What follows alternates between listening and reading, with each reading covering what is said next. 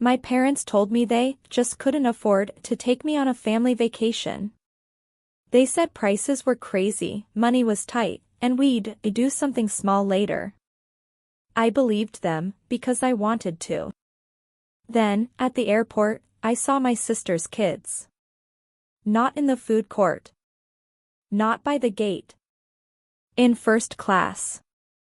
Laughing, waving at my parents like it was normal. Like I wasn't standing there with a boarding pass for economy and a stomach that suddenly felt too empty. I didn't confront anyone. I didn't cry. I didn't even text my sister. I just watched, and I started paying attention. A week later, my parents were still telling everyone how hard things were. But they weren't smiling anymore. I've always been the easy child. The one who didn't need help, didn't ask for much, didn't cause stress. My parents used to say it proudly, like it was a compliment. I didn't realize until much later that it was also permission to overlook me. So when my mom called and mentioned a family vacation, I let myself hope. That was my first mistake. She sounded excited at first. Warm place. Something kid-friendly. A break from routine. She said, it would be nice to have everyone together for once. I remember standing in my kitchen, phone pressed to my ear, already picturing it. Not luxury. Just inclusion. A week later, the tone changed. We've been looking at the costs, she said carefully. And, we just can't afford to take you this time. At first, I misunderstood. I assumed she meant paying for me. I told her I'd cover my own flight. My own hotel. Everything. I wasn't asking for a free ride. That's when she said, it's not about that. She explained it in vague, uncomfortable pieces. Flights were expensive. The kids needed certain seating. Packages were already booked. Budgets were stretched. And then she said the sentence that stayed with me. We can't include everyone. Include. Like I was optional. I didn't argue. I didn't cry. I said I understood, because that's what I always do. After we hung up, I sat there longer than I want to admit, replaying the call and wondering how I managed to feel guilty for something I didn't do. 2 days later, my sister posted a story online. A countdown to the trip. Beach emojis. Smiling kids. The caption said, much needed yellow heart dot. I muted her. The morning they left, I happened to be flying out for work. Same airport. Different destination. I told myself it didn't matter. That I was over it. Then I saw them. My parents. My sister. Her kids. All wearing matching hoodies with the destination printed across the chest. Standing in the first-class boarding lane. I froze. I watched my mom hand over the boarding passes. I heard the gate agent say, "Welcome to first class." I felt something inside me drop so suddenly it was almost physical. My niece waved at me. Loud. Happy. My sister noticed me then. Her smile tightened. My dad looked away. I walked over and asked one simple question. So, you couldn't afford to include me? My mom started explaining too fast. My dad cut her off and said, "This isn't the place." And in that moment, I understood something painful and clear. They weren't ashamed of what they did. They were afraid of being seen. On the plane home from my work trip, I replayed that airport moment over and over. Not the first-class seats. Not the matching hoodies. The lie. That was the part that wouldn't let go. My parents hadn't said, "We don't want you there." They'd said, "We can't afford you." There's a difference. One is cruel. The other is strategic. I started paying attention after that. Not dramatically. Quietly. The way you do when something feels off, but you're not ready to admit how deep it goes. A few days into their vacation, my mom called. I could hear waves behind her. Kids laughing. Glasses clinking. She sounded relaxed in a way I hadn't heard in years. She talked about the hotel food. The view. How tired she was from all the walking. Then she sighed and said, "Money stress really takes the joy out of things, you know?" I almost laughed. Instead, I asked, "So the trip ended up being manageable?" She hesitated. "Well, your dad used some points. And we're being careful." Careful. That word again. After we hung up, I pulled up my bank app and scrolled back through old transactions. I'd helped my parents more than I realized. Small amounts. Here and there. Emergency groceries. Utility bills.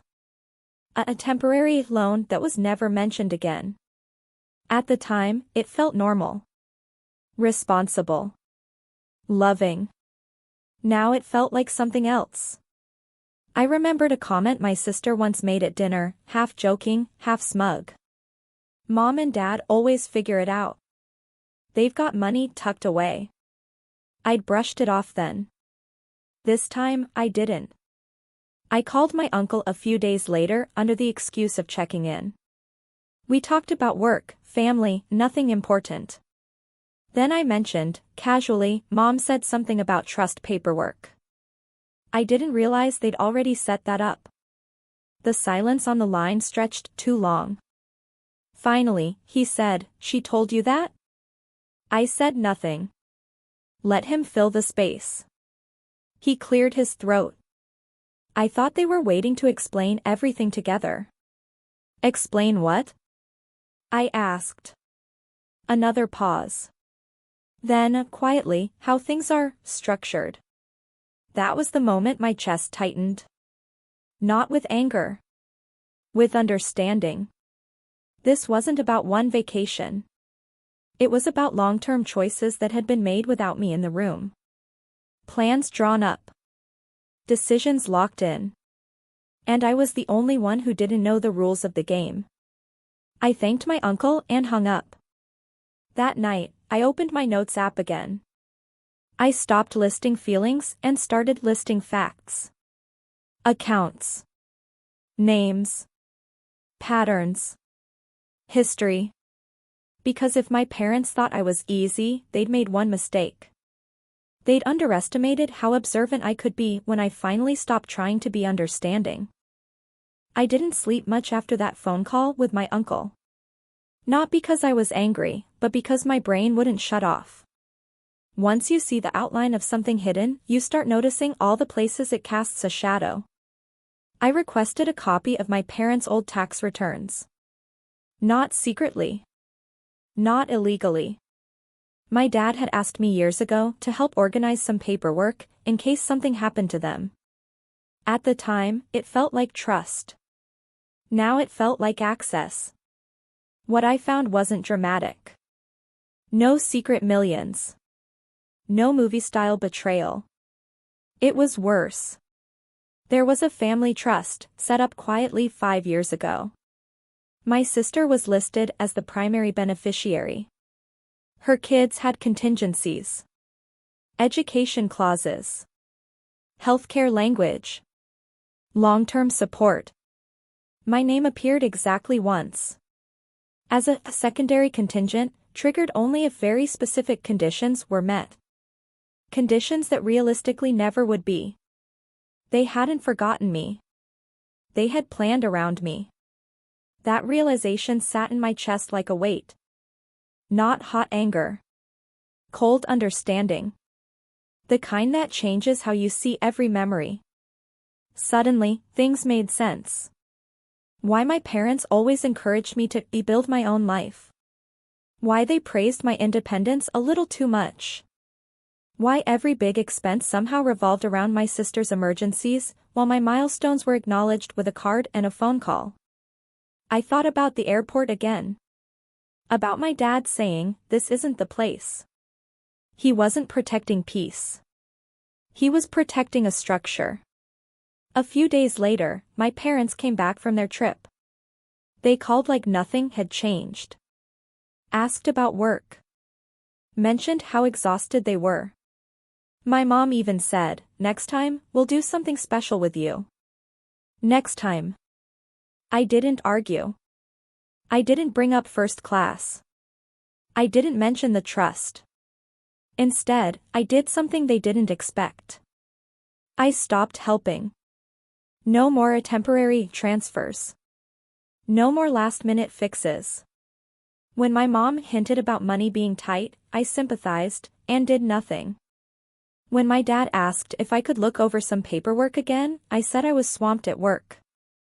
And then, very quietly, I did one more thing. I scheduled a meeting with a financial advisor. Not to threaten. Not to expose. Just to understand exactly how visible that trust really was, and who else might need to be aware of it. Because once systems are involved, silence stops being neutral. The change wasn't dramatic. No arguments. No big emotional scenes. Just a quiet shift that everyone felt but no one named at first. My parents started calling more often. Not casually. Carefully. My mom asked how work was going, then asked again a few days later. My dad checked in under the excuse of, "Just seeing how you're doing." They were watching, trying to figure out what had changed. What had changed was simple. I stopped filling the gaps. When my mom hinted that things were tight, I listened and said nothing. When my dad mentioned bills or paperwork, I told him I was busy. I wasn't angry. I was consistent. My sister noticed before they did. She called one night, frustrated. Said our parents seemed stressed, that everything felt heavier lately. I told her calmly, "I haven't done anything different. I'm just not stepping in." She didn't argue. She just went quiet. A few weeks later, my dad finally asked, "Is this about the trip?" I thought about denying it. Making things easier. Instead, I said, "It's about being honest." He nodded like he understood, even if he didn't want to. They never apologized outright. But my mom did say something that stayed with me. "We thought you'd be okay." I said. "That's why you didn't notice. Things aren't perfect now. But they're clearer. I don't overextend. They don't assume. And that's the ending. Not revenge. Just boundaries where silence used to be."